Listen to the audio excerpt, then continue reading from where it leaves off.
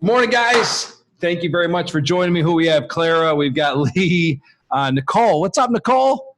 I think Nicole's down in the Naples area. If I remember correctly, Michelle's on. We got a host of other people joining us.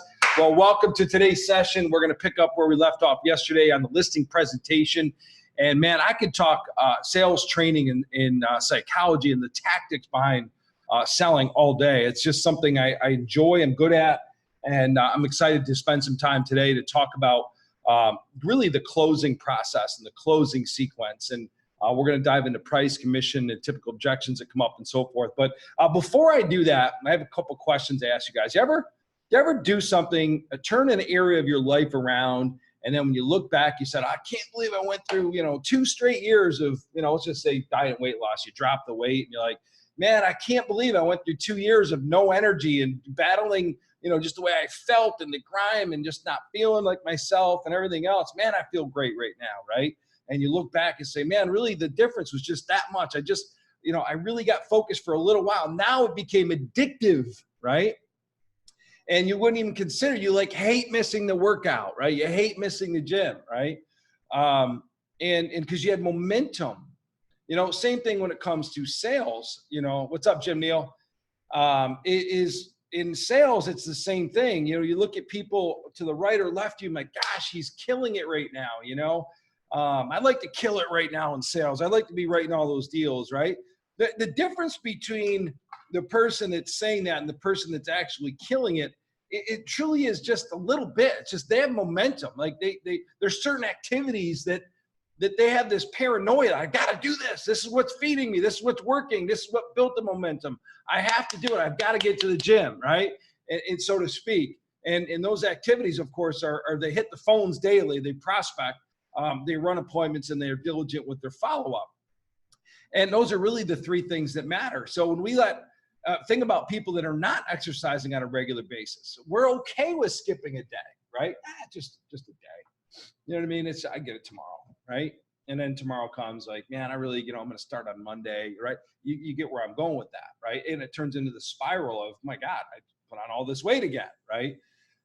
Same thing in sales. It's like, I didn't prospect today, but I had to get this done. I had to get ready, aim, right? Aim.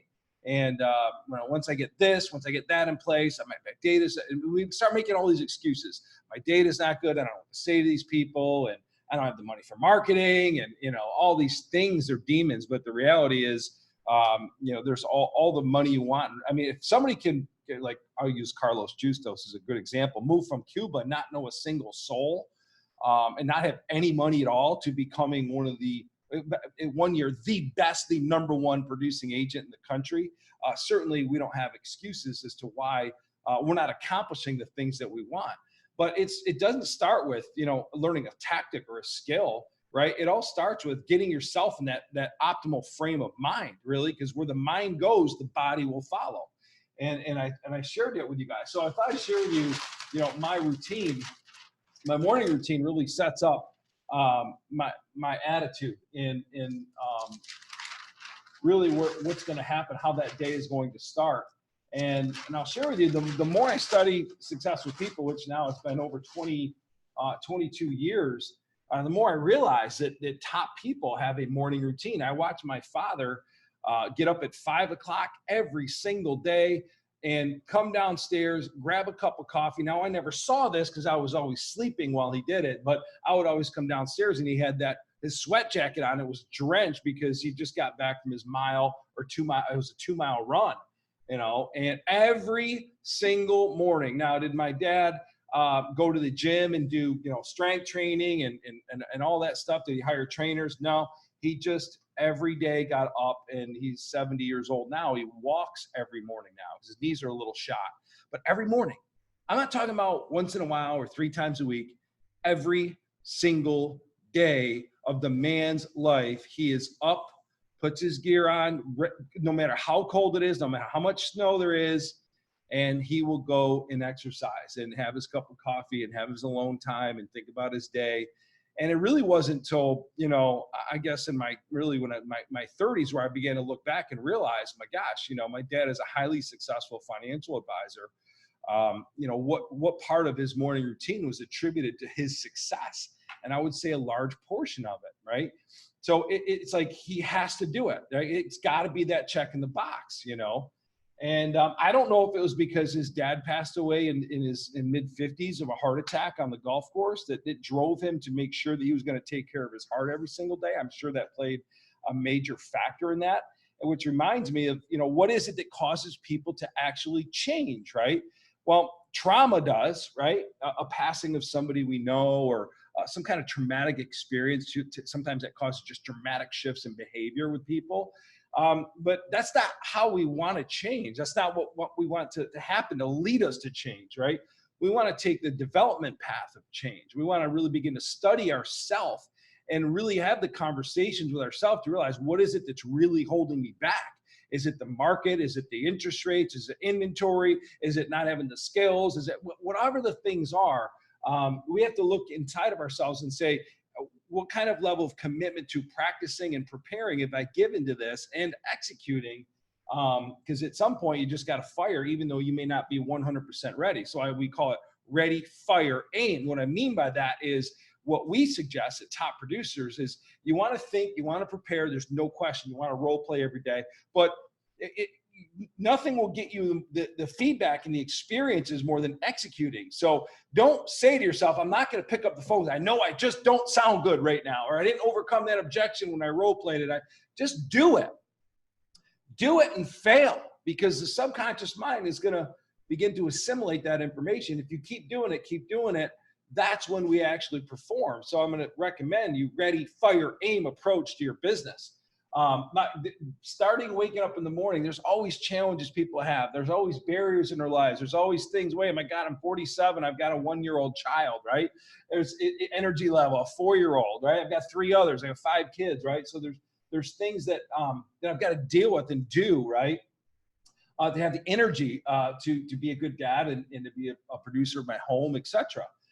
So we don't start with what we don't have. We don't start with the obstacles in our life. We start with gratitude. And I'd like you to actually challenge, as part of this 90-day challenge, begin to consciously wake up and start with, thank you for my life. Thank you for my children. Thank you for my parents, or whatever the case may be.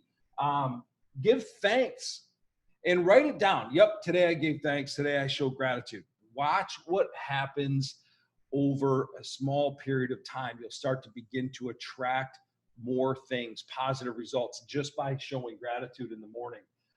Then immediately pound water. If you have lemon, cut up a piece of lemon, throw it in there.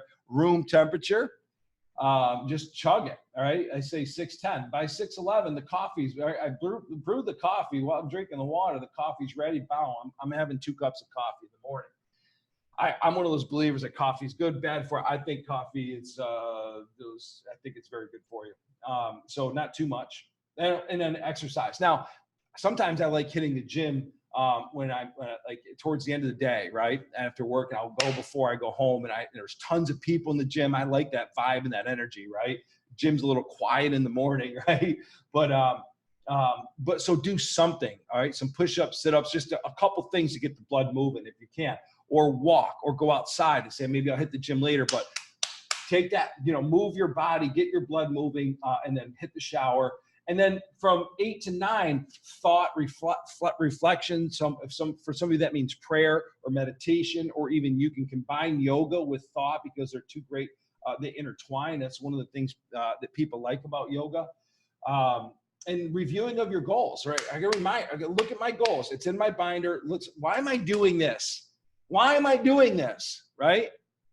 I got to make this happen. We want to go to Disney World, or, I really want to get here. I really want to retire in Florida or Richmond or wherever, right? And then you look at your day and like, right, what needs to happen today to inch me? You're not going to do it all at once, right? But you look at quick glance at your day, and then boom, role play every single day, role play, right? So I do my presentation. I gave my presentation 6 million times, but I'll come back after traveling and doing a presentation and pop in the game film. I call it game film, right? I'll pop it in and I'll watch myself and I'll critique myself. What I do right, what I do wrong, and what are some of the adaptations and changes I need to make.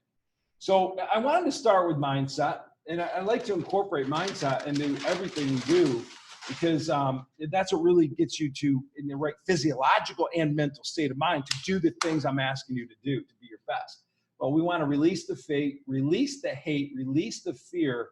And when we have focus, focus is primarily a function of three core things. Number one, our physical, mental preps, what we did on that prior page, right?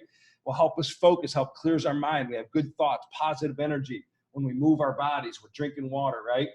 We want to have a clear path. How am I going to, what's my game plan? Do I have my game plan down, right? It's laid out. It's all I got to do. And when I practice, I'm ready to go before just a little bit, a couple minutes of practice. So let's go to the listing presentation, Clara. And I talked to you guys about the qualify. I told you numerous times that the sale is made or lost in the qualify. It's not in the close. And when you find out what people want, what is your point A, where are you now? When you find out where they want to go, what does point B look like and why? The presentation phase is showing them how you're going to bridge the gap between where they are now and where they want to go. And we've done that with the presentation. So now we talked yesterday, if you want to review yesterday, you can watch the video about the house qualify. You're asking really simple questions about the house, what they like about it. You're asking what they don't like about it. What are some of the things that regarding the neighborhood? Just really simple questions. And then the general qualify questions, tell me what are the characteristics and attributes you're looking for from your real estate agent. And then we start getting into what's called the price qualify. And where I asked you to ask them, what do they have in mind regarding the price of the house and why, right? So we covered that yesterday. And then I went through the presentation. I went through, linking and showing and utilizing your pre-listing package, whether it's on a tablet, a pad, or a pitch book, right? Paper. All three work just fine, just so you know. Sometimes if you'd like to include video testimonials, you may want to use an application called Prezi, P-R-E-Z-I, where you can do a multimedia presentation. It's really cool. Not all the times. You just got to go with the feel. Not every time where you sit there and hit play and have somebody watching a video. Sometimes it's just awkward where two people are looking at a video. But I will tell you, it works and it's very effective. But sometimes you're like, you know what? If it's a quick testimonial, they're listening to it more than you think, right? They want to see that. Right? Testimonials are best practice. You have to incorporate testimonials into your presentation. So then we found out in the qualify what they have in mind in terms of price. And what you're going to find is that most people are not educated regarding how they came up with that number. So whether it was using Zestimates or some kind of online feature, or they said, well, we bought it for $350, we put 100 into it, right? We want to sell it for $450 and add an extra $50,000 for the things we want to do after we buy this house and go into the next house. Once you want some spending cash, right? Great, that's perfect. So once we understand that, then we begin to educate them. All right. When we get to price, okay, it says here's my trial. This is where the trial close comes up. And this is where we ended yesterday. John and Mary, assume before I dive into price and commission with you that we agreed on the price of the home. All right, we were good with that. Based on what you've seen and heard so far, do you think that I can sell your home? That's a trial close. You believe I can sell your home based on that marketing plan? And I'll literally, my head will be shaking just like this, just a little bit. You think I could sell your home? Okay, fantastic. That's trial close. And 99% of the time you get a yes. 99.9% yes, we do, Pat. And other times you will get, if you want to scroll down just a little bit, you will get from them, well, we also want to talk about your fees. Sometimes you'll get that. You'll say, great. You want to bring that up, all right? Now, before I go into this next section, it is a best practice in sales that once you've qualified and then presented, that you have meat on the bone for after you would talk about price and commission. Okay, so if you really think about the greatest sales people, the best infomercials, right? They have value. They bring price up, right? They drop price, then they come back with value, and then they throw in the 3 extra knives. They throw in, this, that, and the other thing. It's extra value.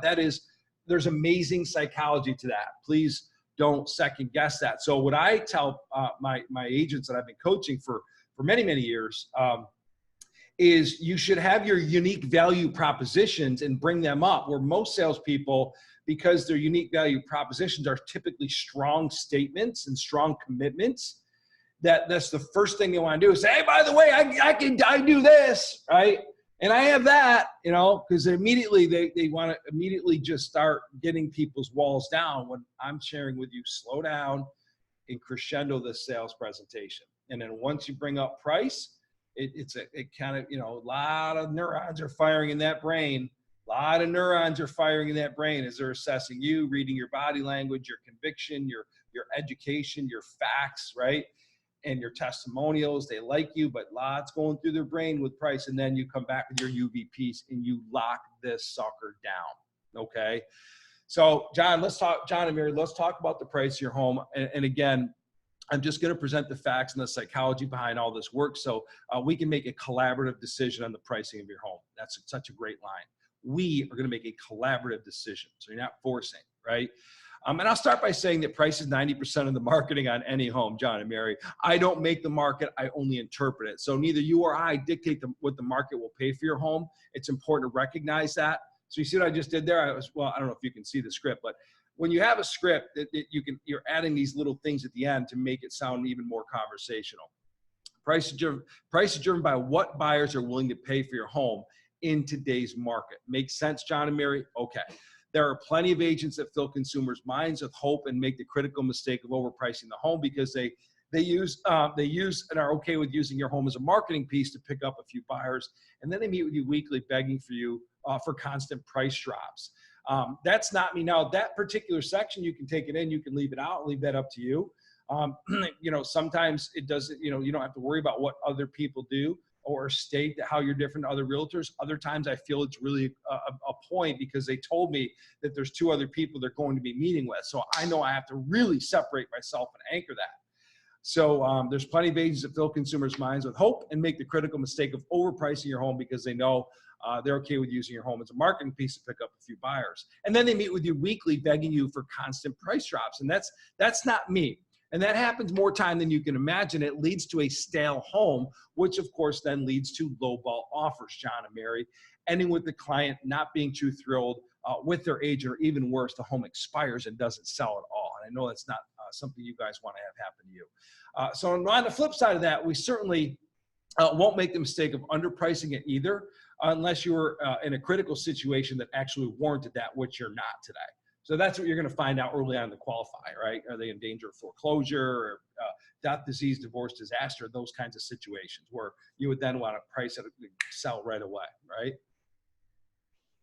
John and Mary, the four most important things regarding getting your home sold are obviously price, the location you're in, the exposure, which is the marketing, and the condition of the home, which the house is in just pristine condition, right? If it is, tell them that. Or you can slide in, which there's little things that we can do to make that happen for you. Never make it, oh my God, so much work to do. You don't want to do that. Get the contract and then cover what you need to do to get that house tightened up. So what I did when I did my research over the last 6 months, I looked at the sold properties over the last 6 months. Now what homes listed for, that's not an indicator of what the market will bear, but sold homes that are in similar location with similar square footage, bedrooms, bathrooms. And then of course we're going to talk about the upgrades and the impact that I believe that has made on this house. It will work in your favor, right? So you're letting them know, hey, I know you spent money in the house. It doesn't go unnoticed and certainly is going to help you get more money, right? So I slide that in there.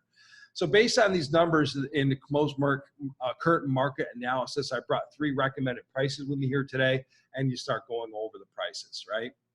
If you scroll down a little bit, Mary and John, every recommendation I make is based on fact and historical data. If it were me, knowing what I know about so you cover those 3. I always say come in with 3 prices, right? This is if you were in a foreclosure situation. This is high-end, top price. I wouldn't recommend staying there too long because if it doesn't sell the first 2 weeks, you got to immediately take it back to fair market value. And I'll explain why again in a minute. But if it were me, knowing what I know about real estate and the dangers of what happens when a home sits with no offers, my come out price would be this. And here's why. When you come out with the right price, it will cause a surge of activity.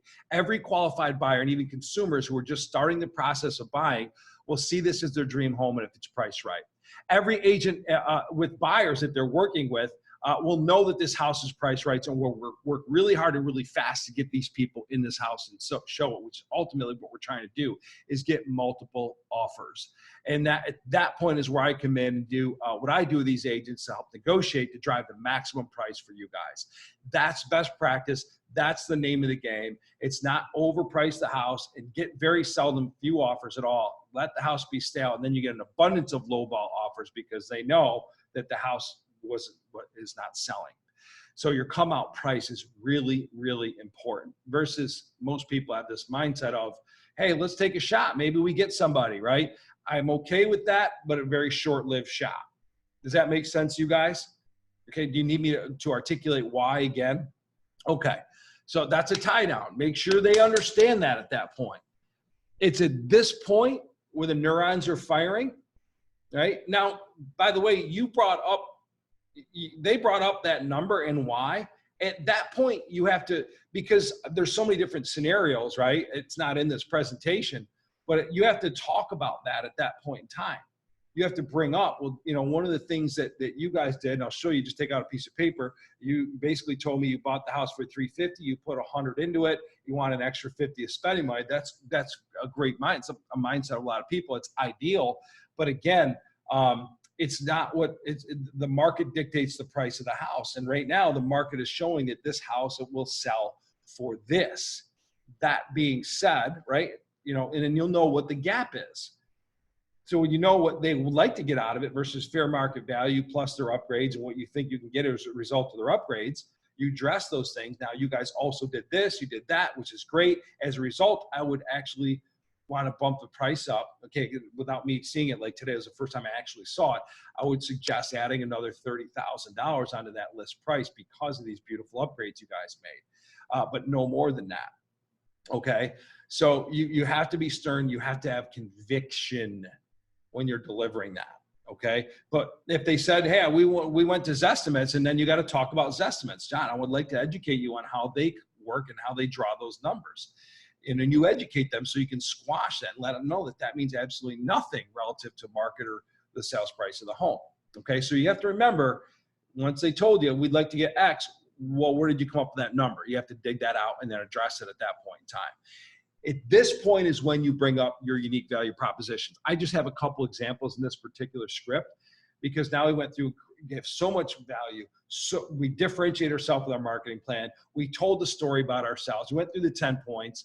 And we talked about commitment to communication, our differentials in our marketing plan. We talked about our price. We educated them on the topic of price. And now we have to provide that extra shot of reassurance, okay? And here's a couple examples. And there's a ton of psychology in doing this, guys, but this is the takeout blow. This is what locks them down. John and Mary, you folks have been great, and I truly appreciate you allowing me the opportunity to explain the whole process to you. When you do things right, there's so much more that actually goes into this than what most people think. It takes solid outside the box marketing, a solid negotiator, and someone that pays attention to the details. That said, telling people how confident you are and demonstrating it, of course, are two different things. I think you would agree with that, yes? Okay. So there's a couple remaining things I'm actually going to do for you guys that will make so that you're not only crystal clear that I'm your guy, but will give you 100% peace of mind, which will give you the freedom to take action so we can really focus on the fun things and getting started. Is that okay if I talk to you about these couple things? Great. Number one is my commitment to communication. I would actually have this on your pitch book or your laptop or your iPad. Number one is my communication and performance guarantee. Basically what this means is that I'm going to leave you with this, boom, my communication guarantee and my marketing calendar so you know exactly what I'm going to do and when I'm going to do it and when I'm going to follow up with you. Should I not deliver on any aspect of this plan, you have the right to cancel this agreement at any time with me, and I'm going to indicate that on our agreement. I do this because I'm a huge believer in accountability and expectations. It's my responsibility to you to serve my client in that fashion. Does that make sense? You like that? Okay, great. Number two, I think you're going to like this even better, is my 39-day guarantee. You're going to love this one, John and Mary. This means if I don't sell your home within 39 days, I work for free for you. That's my real performance guarantee. And words you don't simply won't hear from a lot of people in this business. It's very simple and straightforward.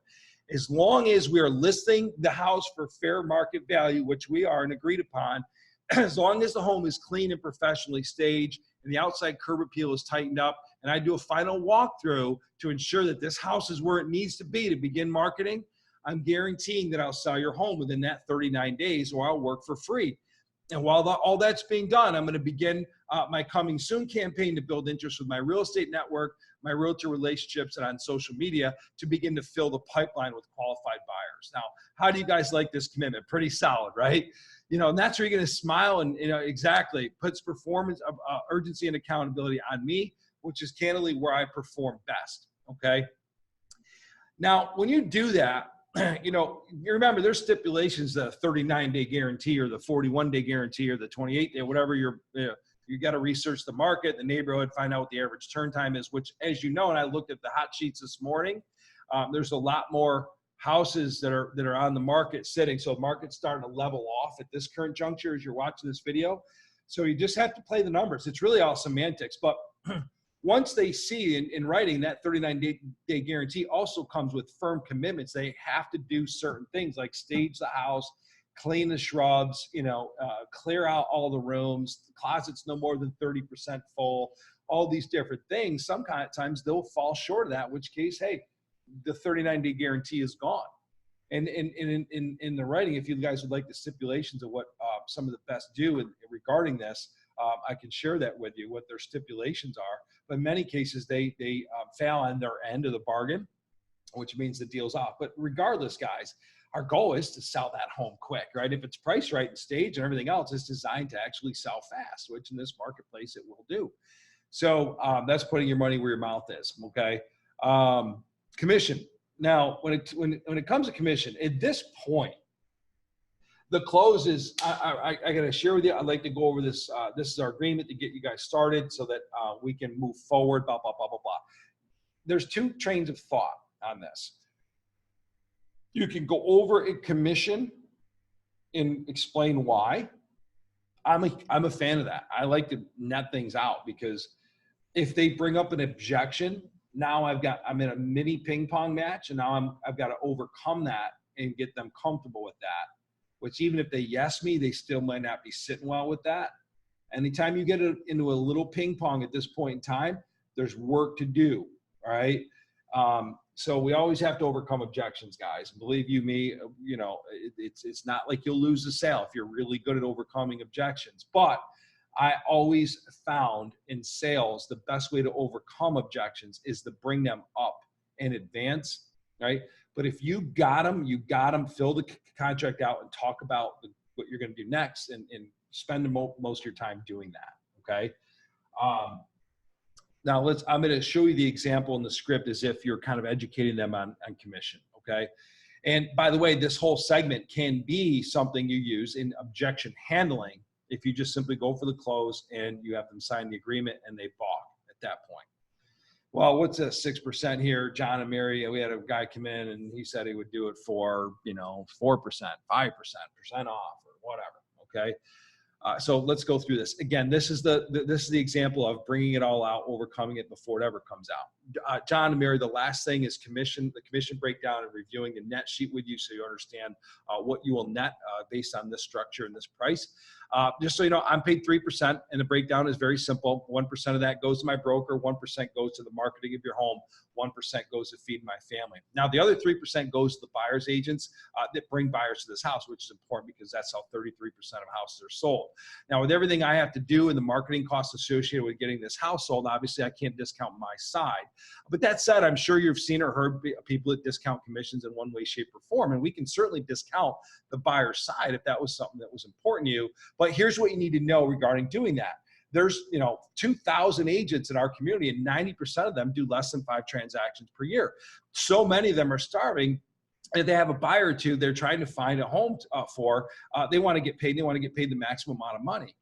So that's X number of agents times X number of buyers amounting to X potential buyers. So when you drop what they can earn on your home, you know what happens? Human nature. They show their clients the properties where they're going to maximize their earnings. So all that being said, the way you need to really look at this is what percentage of agents in our market do you want to employ to drive the maximum number of buyers to get the maximum number of offers to drive your selling price up? Does that make sense, John and Mary? Yes. And you deliver it with just matter of fact. My professional recommendations deploy all of them, because people think they save money on one end, but they actually end up losing it 99% of the time. That's just based on my experience. So should we look at the net sheet now and see how this plays out for you guys? Is that good? Okay. Always. Should we look at the net sheet now? Okay, awesome. Boom. You go over the net sheet with them. You explain what they net out, and then you go to sign the listing agreement. Okay. Never call it a contract, call it an agreement. You want to scroll up just a little bit or down, however you want to word it. Number 10, signing the listing agreement. Most people think the sales made or lost in the close. It's not. The sales made or lost in report and qualify, as you guys know. At this point, guys, if there's one thing you should really internalize is the close, your closing sequence. So if we scroll down a little bit, and I'll share with you, don't take this lightly. It has to come out really smooth, candid, matter of fact, and non-salesy. Okay, so John and Mary, we're on the same page. We're going to offer buyers the full 3%. Let me just write this down. The price is going to be $395,500. You guys obviously are comfortable with me and that I can sell your home? Yes, at this point. Okay, I figured as much. Great. What I need to do now, again, look right at their eyeballs and wait for that answer. Great. I know I can sell your home as well. And I'm excited to go to work for you guys and talk about what's next. I just want to cover the highlights of this agreement with you so you're crystal clear. And I just need your John Hancock here. We'll be good to go. Right now, if sometimes I'll little trial close that in my closing sequence. So if you back up just a little bit, Clara, let me just see. I thought I put it in here. Go up just a little bit more.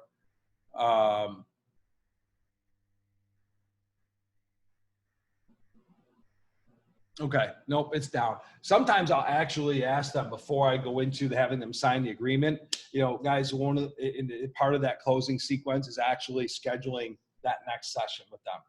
The first thing I've got to do is I've got to come back here and we got to go over the home. Like, are you guys available tomorrow at 3 to do that by any chance, or would 6 be better?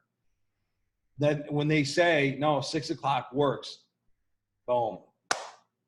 That's another little mini test and trial close before I go to the contract, the agreement, right? And so I will literally, you know, and so John and Mary, first thing I've got to do, we're going to have to come back here and kind of go over the house A to Z. I noticed a couple little things, but modest things, small things, but we've really got to go through the house and make a hit list of things that need to be done to sell this home. It'll take me about 45 minutes with you. Do you have time tomorrow at 6 for me to come back and do that with you? Right. Yeah, no, 6 would be great. Fantastic. Boom. Then you go right to the agreement, right? You just cover the agreement, you have them sign it, and you're good to go. Now, after they sign the agreement is when you want to, again, there's a lot of emotion. This is the most equity that most people have is in their home. At this point in time, after they sign the agreement, it's reassure, build rapport, reassure, I'm so excited to work with you guys and get going on this, you know. I got an eye and a knack for doing this, and I'm so appreciative that you gave me this opportunity. I won't let you guys down. All right. So, and then you start building rapport. You know, off to a soccer game later tonight. You know, they're getting ready for sectionals. Blah blah blah. My daughter did well, and yada yada yada. What's going on with your kids? You know, great. Where's the game at? Okay, and find other common things to talk about.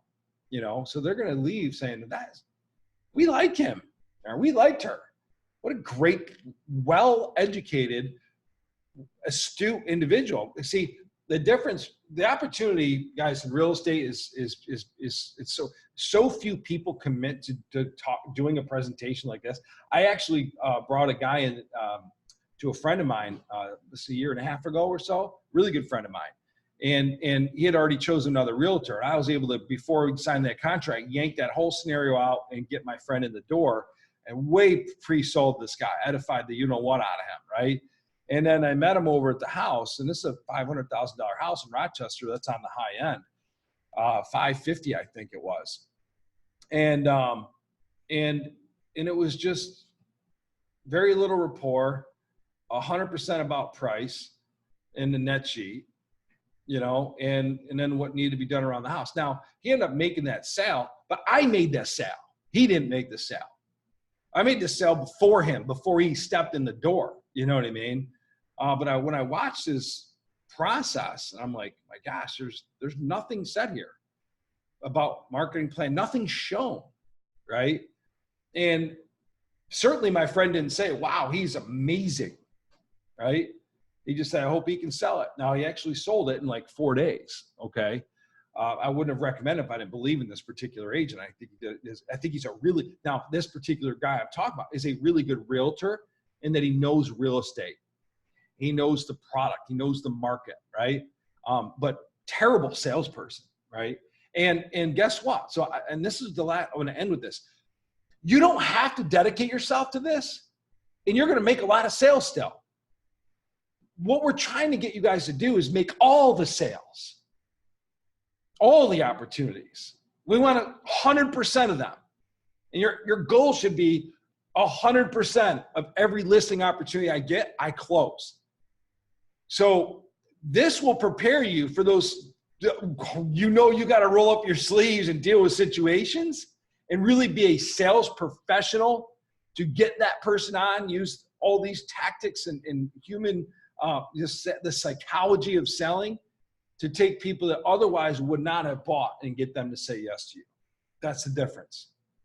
And it's the difference of like 80, 90, $100,000 a year versus what most people say.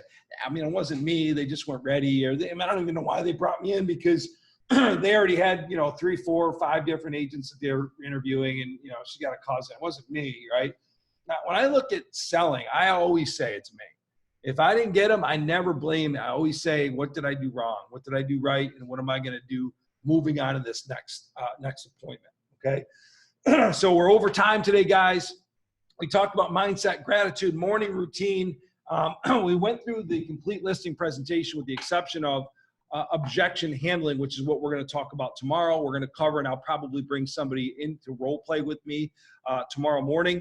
What are the common objections you get? How do we overcome them? So have an awesome day, guys. I hope this helps. Do me a huge favor, all right? Whether you're seeing this live or you're watching this on video, give me some feedback. Do you like it? Did you take something out of it? What is your golden nugget for today? Whether it was mindset, morning routine, skill, closing, talking about price, talking about commission, delivery, what was your golden nugget? Thumbs up, hearts, smiles, comments. Please, we would like your feedback. Have an awesome day, guys. Coach Pat signing out. Thanks for joining me. This is the 90 Days to Greatness, 100K in 90 days, guys. Thanks for joining us here at Wrap Success. See ya.